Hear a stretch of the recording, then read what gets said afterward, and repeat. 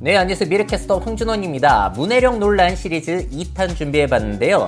지난 편에는 요즘 젊은 친구들의 문해력이 실제로는 하락하지 않았다. 문해력 논란은 너무 과장됐다라는 이야기 전달드렸고, 이번 시간에는 미래 사회에 필요한 역량에 문해력이 그렇게까지 중요한가? 라는 의문을 제기해 보려고 합니다.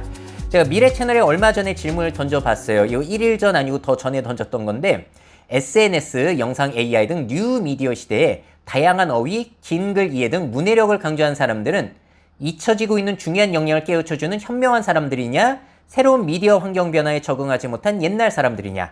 자, 사람들의 결과, 투표 결과는 압도적으로 현명한 사람들이라는 의견이 많았습니다. 그런데 사실 제 의견은 후자예요. 그래서 오늘은 무식한 놈이라고 욕먹을 각오하고 올리는 콘텐츠입니다. 여러분들의 의견 달아주시면 저도 그 의견을 통해서 배워보도록 할게요. 자, 제가 여기저기서 강의 다니다 보면 미래 사회의 제일 중요한 능력으로 자꾸 문해력이 꼽히는데, 문해력의 중요성이 왜 자꾸 언급이 될까를 생각해 보도록 하겠습니다. 자, 문해력이라는 말은 기본적으로 글을 읽고 이해하는 능력이에요. 그래서 말솜씨에 대한 개념은 아니고, 그리고 사전 지식에 대한 개념이랑도 좀 차이가 있는 것 같습니다. 기본적으로 책을 중심으로 지식, 정보, 지혜가 전달되던 시대에 중요했던 능력이라고 볼 수가 있겠죠. 한마디로 요즘 젊은 세대가 글 파악을 잘 못하고 그래서 생각 자체가 짧고 깊지 못하다, 멍청해졌다라는 것이 문해력을 중요시하는 사람들의 의견인 것 같습니다. 자, 그도 그럴 것이 디지털 시대의 정보 소비 방식은 주로 영상, 이미지, 간결한 텍스트에 집중이 되어 있거든요. 결과적으로 사람들이 긴 문장이나 다양한 어휘에 노출될 기회가 줄어들고 특정한 어휘에 대한 익숙함이 떨어지는 것도 사실입니다. 자, 근데 여기서 의문을 제기해 보자면은 긴 글, 어려운 어휘를 이해 못하는 것이 정말로 문제일까? 라고 저는 생각을 해요. 지난 시간에 선생님들의 인터뷰 내용 소개해드린 적이 있거든요. 애들이 문해력이 떨어져가지고 답답하다라는 의견인데, 혹시 저는 이 선생님들에게도 문제가 있지 않나라고 생각을 합니다. 이 사람들이 과거에 중요했던 능력을 아직까지도 너무 지나치게 고집하고 있는 건 아닌가라는 것이죠. 자, 의문 첫 번째. 왜 사람들이 굳이 어려워할 어휘를 사용할까요? 왜 사람들이 단어 뜻 이해를 못하냐? 그 단어를 평소에 들을 일이 없기 때문에. 왜 굳이 평소에 안 쓰는 단어를 사용해야 되죠? 자, 소통의 기본은 사람들에게 쉽고 정확하게 의사를 전달하는 겁니다. 헷갈릴 만한 단어를 사용했다는 건 그 사람의 잘못일 수도 있다는 것이죠. 저도 여러분들 미래 채널 보면서 제가 어려운 말 쓰거나 그런 게 없을 거예요. 제가 어려운 말을 알고 있더라도 혹시나 모를 수 있으니까 쉽게 풀어서 말씀드리거든요. 자, 근데 이런 인터뷰 내용 보세요. 요즘 애들이 이제 완강하다, 모색하다 이런 말도 모른다는 거예요. 완강하다, 완전 강하다 아닙니까? 모색하다가 색깔을 칠한다는 건가요? 사실 저도 고3 때라면은 대충 의미 이런 거일 것 같긴 한데, 정확하게 뭐냐고 설명하라고 했을 때는 못했을 것 같아요. 그거야 뭐 옛날이나 지금이나 똑같지 않습니까? 자, 그리고 이 단어가 상당히 헷갈리죠. 사흘. 저는 이거 성인이 되어서도 솔직히 헷갈렸어요. 충분히 헷갈릴 만한 이상한 어휘잖아요. 혹시 오해할 수도 있기 때문에 만약에 공지사항을 낼 때 사흘 뒤까지 제출하세요 이러면은 사실 그 단어를 쓴 사람이 저는 문제라고 봅니다. 오해할 만한 단어를 쓴 거니까. 또 이런 짤도 돌아다니는데, 금일까지 과제를 제출하세요 라고 했는데 그걸 들은 사람이 금요일까지로 오해를 했던 거예요. 그러면서 따지는 겁니다. 아니, 누군가가 오해할 수도 있는데 그런 단어를 사용하는 게 잘못된 거 아닙니까? 근데 사실 저는 여기에 동의를 해요. 금일이라고 표현하신 분은 문해력이 높을지는 몰라도 사실 소통 능력이나 그 사람이 혹시 모를 수 있다는 공감 능력은 떨어지는 거거든요. 자, 특히나 어휘에서 자꾸 어려운 한자를 사용하는 사례들이 있습니다. 물론 일상 속에서 사용되는 한자어들이 우리 문화의 일부가 되어 있고, 진짜 쉬운 한자도 모른다면 문제가 되겠지만, 쓸데없이 지나치게 어려운 한자를 쓰고 무슨 말인지 물어보면은 그것도 모르냐 이 무식한 놈아 라는 사람이 실제로 존재하죠. 자, 최근에 제가 들은 가장 어려운 말이 이거였어요. 윤 대통령이 박절하지 못하다라는 표현을 사용했습니다. 저는 이게 문제라고 봐요. 솔직히 무슨 말인지 몰라서 찾아봤어요. 저는 굳이 왜 저런 단어를 쓰는지를 이해를 못하겠다는 거예요. 대통령이라면은 국민들의 눈높이에 맞는 단어를 사용해서 소통하는 게 기본 아닐까요? 라는 게 저의 의견입니다. 왜 자꾸 사람들이 한자를 쓰면서 유식한 척하냐. 중국의 문자이지만 옛날 우리나라에서는 주요 기록 수단이었으니까. 자, 그래서 이 한자를 엘리트들 사이에서만 쓸 수가 있었고 그걸 아는 사람은 교육을 잘 받았다. 그래서 일반 백성들과 자기는 다르다라는 구별 용도로서 이게 사용이 되기도 했는데 현대에도 그런 엘리트주의적인 의미가 남아있는 것 같습니다. 자, 아직까지도 회사 문서 작성, 정치인들의 발표, 학자들의 논문 등에서 지적 능력을 뽐내는 도구로서 쓰이고 있는데 사실 한자 자체도 줄임말이잖아요. 다 우리말로 풀어서 할 수 있는데 굳이 그런 말들을 쓰고 있는 겁니다. 혹시 과거에 중요했던 능력으로 나는 똑똑하고 교양 있다는 허세를 부리는 경우 몇 %나 될지 상당히 궁금하고요. 또 만약에 한 전문 분야에 널리 통용되는 한자 용어를 그 전문 분야 사람들에게 전달할 때는 어려운 어휘를 써도 됩니다. 알아들으니까. 하지만 그렇지 않은 일상 상황이라면은 많은 사람들이 알 수 있는 헷갈리지 않는 쉬운 언어를 쓰는 게 저는 정상이라고 봐요. 그게 바로 의사소통의 기본이라고 보는 거죠. 사흘이라고 뭐하랍니까? 3일이라고 하면 안 헷갈리잖아요. 우천시 이건 좀 심하긴 한데 비가 오면이라고 하면 되죠. 뭐 굳이 이런 말을 씁니까? 심심한 사과 일상에서 쓰지도 않는 말 뭐하러 써요? 깊은 사과라고 하면 되고요. 완강하다 의지가 강하다라고 쉽게 표현할 수 있어요. 추후 공고 굳이 한자어 써야 됩니까? 나중에 알려드리겠습니다 라고 하면 오해의 소지가 없다라는 거예요. 물론 이런 말이 나왔을 때 알아보지 않는 사람도 문제이기는 하죠. 인터넷에 뒤져보거나 아니면 챗GPT에게 물어보면은 요즘은 다 알려주는데 이렇게까지 하지 않는 사람은 사실 문해력이 떨어지는 게 문제라기보다는 호기심이 없는 게 문제이고 이런 사람은 어느 시대에나 존재했다. 저도 최근에 뭐 어떤 어려운 문서가 날아와가지고 AI에게 물어봤습니다.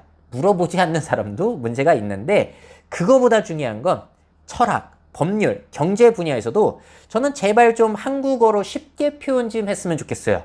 어렵게 표현해서 국민들에게 득이 될 게 있습니까? 오히려 권력자들에게 득이 되는 게 있는 상황이 훨씬 더 많겠죠. 못 알아듣니까 넘어갈 수가 있어서. 자, 여러분들 어떻게 생각하세요? 어휘력이 부족해서 이해를 못한 사람이 더 문제일까요? 평소에 쓰지 않는 어휘를 사용한 사람이 더 문제일까요? 이게 각종 커뮤니티에서 논쟁이 되고는 하는데 전문가들을 위한 글이 아니라 일상의 글에서 이런 문제가 생긴다면 저는 후자 쪽입니다. 여러분들은 어떻게 생각하시나요? 자, 사람들 의견을 듣기 전에 AI에게 물어봤습니다. 챗GPT 같은 경우에는 공지사항 같은 거 작성할 때는 헷갈리는 단어를 사용하지 않는 것이 바람직하다라는 게 AI 챗GPT의 의견이고요. 또 물어봤어요. 그런 어휘를 모르는 게 문해력이 떨어지는 것이니까 책을 안 읽은 그 사람 잘못 아니야? 문해력 떨어지는 것이 책 안 읽었기 때문이라고 단정할 순 없다. 공지 작성자가 시대에 맞는 더 명확한 표현을 사용해야 한다라고 챗GPT는 얘기하고요. 그만큼 똑똑한 클로드에게 물어봤습니다. 클로드 역시도 같은 의견. 헷갈리는 어휘 쓰는 게 문제이다. 자, 그리고 그런 어휘를 모른다고 문해력 떨어진다고 하는 건 편협한 시각일 수 있다. 언어는 시대에 따라 변한다. 보편적 언어를 사용하라라고 이야기를 하고 있습니다. 자, 그리고 의문 두 번째. 왜 사람들이 이해하기 어렵게 굳이 길게 써야 하는가? 자, 사실 과거에는 모든 정보가 글로 전달됐기 때문에 긴 글이 필요했을 수도 있어요. 근데 오늘날에는 글의 길이와 정보의 효율성이 항상 비례하지는 않고요. 명확한 지시사항, 제품 설명, 뉴스 헤드라인 등은 간결하게 전달되는 것이 더 효과적이고 스마트폰, 컴퓨터 등 디지털 플랫폼 시대는 짧고 간결한 정보가 더 효율적으로 받아들여지고 있죠. 현재는 영상, 이미지, 오디오, 애니메이션 등이 더 효과적으로 정보를 전달하기도 하고 요즘 같은 정보 과잉의 시대에는 긴 글을 읽기보다는 중요한 정보만 빠르게 캐치하는 스킬이 중요하다라고 저는 생각을 합니다. 한마디로 긴 글을 볼 일도 없고 그렇게 길게 글을 쓰는 건 그 사람이 문제일 수도 있다는 거예요. 긴 글을 이해하는 능력을 사용할 일이 살면서 너무너무 없어졌죠. 그런 능력이 필요한 사람들은 대다수가 아니라 일부 사람들이라는 거. 그리고 길게 주절주절 쓰는 것보다 그 내용을 짧고 효과적으로 작성하는 것이 더 어렵습니다. 긴 글을 쓰는 사람은 오히려 글재주가 없을 가능성도 있어요. 자, 그래서 저는 이렇게 생각을 해요. 문해력이 중요하다고 하더라도 물론 어느 정도는 필요하죠. 새로운 미디어 환경이 중요해지는 역량으로 좀 우리의 능력이 진화해 갈 필요도 있지 않나. 그 무게중심이 바뀌어가야 할 필요도 있지 않나라고 생각을 합니다. 자, 그렇다면 문해력보다 중요해지는 능력은 뭘까? 제 생각은 이래요. 이미지, 영상, SNS 게시글, 블로그 등 다양한 형식의 정보를 해석하는 능력. 현대 가장 대중적 방식의 미디어에서 가장 적합한 방식으로 의미를 전달하는 능력. 각종 미디어를 통해서 얻은 정보를 조합하는 능력. 그리고 창의적인 결과물을 만들어내는 능력. 새로운 트렌드, 새로운 신조어를 이해하는 능력. 왜냐하면 이게 사회의 그 분위기를 반영하고 있는 아주 따끈따끈한 굉장히 귀중한 단어거든요. 이 신조어를 어른들이 못 알아듣는다? 그 어른들은 새로운 사회의 문해력이 떨어지는 거예요. 자, 중요한 건 결국에는 지적 호기심, 하고자 하는 것이 있는 강한 의지를 갖는 것 자체가 저는 능력이라고 봅니다. 이게 있다면 어떤 수단이든 좋은 수단을 찾아서 활용할 것이기 때문에 꼭 책, 독서, 글에만 목매일 필요는 없다라고 저는 주장을 해요. 자, 결론은 문해력이 아닌 정보, 뉴 미디어 활용 능력으로의 무게중심을 좀 옮길 필요도 있다. 자, 저와 동일한 의견을 또 찾아냈는데 서울대의 국문과 교수이신 박민호 교수님의 내용이에요.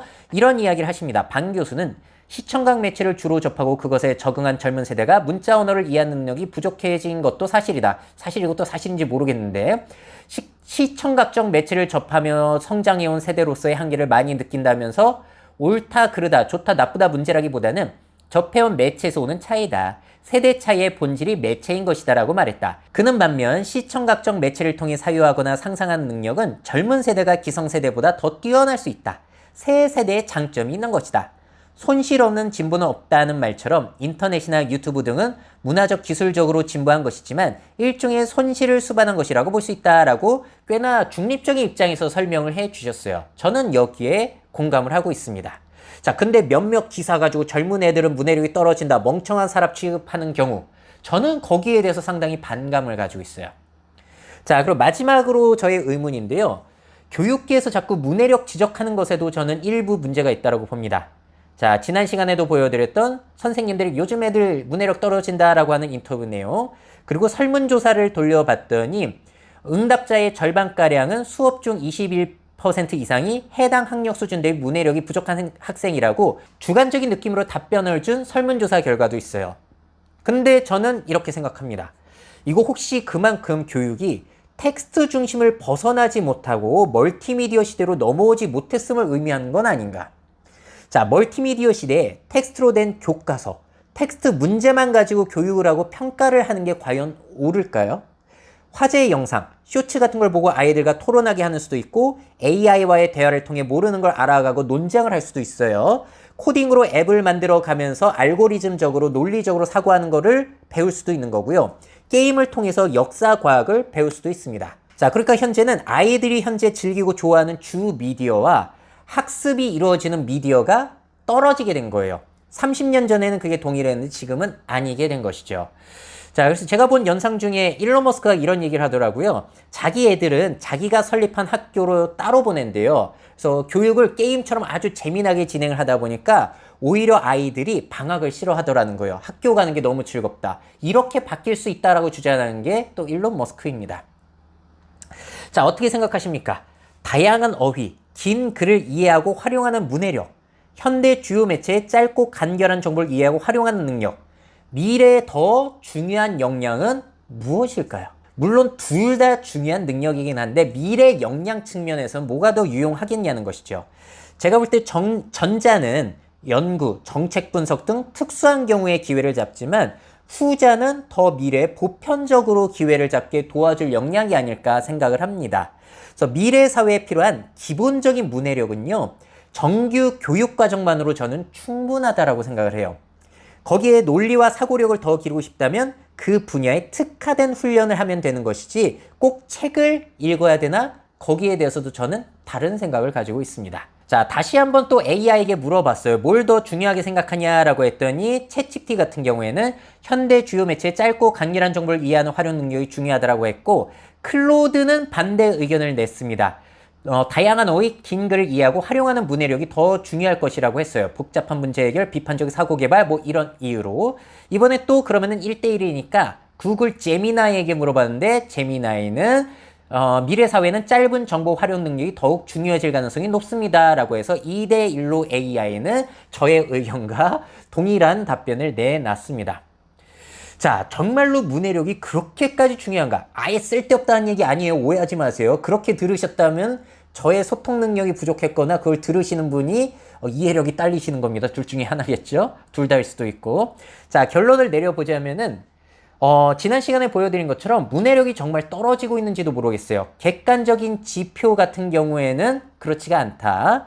자, 그리고 어려운 한자나 헷갈릴 어휘, 긴 글을 쓰는 사람이 오히려 문제인 사람도 있다. 근데 상대방이 못 알아듣는다고 무식하다고 욕을 하는 사람이 있다라는 거예요. 자, 그리고 문해력보다는 다양한 방식의 정보를 이해하는 능력이 더 중요해지는 시대로 되고 있지 않나라고 저는 이야기를 던져보고 싶고요. 문해력이 나쁘다고 누군가를 깔보는 사람은 과거에 중요했던 능력을 가지고 우쭐거리고 있는 오만하고 어리석은 사람은 아닐까라는 아주 과감하고 욕먹을 만한 발언도 던져봅니다. 자, 그래서 혹시 문해력 논란은 한국 꼰대들의 밈 현상은 아닐까? 문해력이 필요 없다, 없어져야 한다가 아니라 과거에 더 중요했던 역량을 가지고 한국에서 유독 논란이 너무 지나치게 부각이 되고 있지 않나라고 의문을 던져봐요. 자, 그렇다면 여러분들은 문해력 논란에 대해서 어떻게 생각하시는지 저의 의견에 아마 오늘 반박 의견이 훨씬 많을 것이라고 생각합니다. 그 의견 저도 잘 읽어보면서 이해해 보도록 노력해 보도록 하겠습니다. 여러분들도 제 의견에 일리가 없는지 한 번쯤은 더 생각해 주시면 좋을 것 같아요. 미래사회 변화를 업데이트하고 싶으신 기업 및 기관, 그 밖에 미래 트렌드 교육이 필요하신 분들은 myf21 네이버닷컴 이메일로 연락주세요.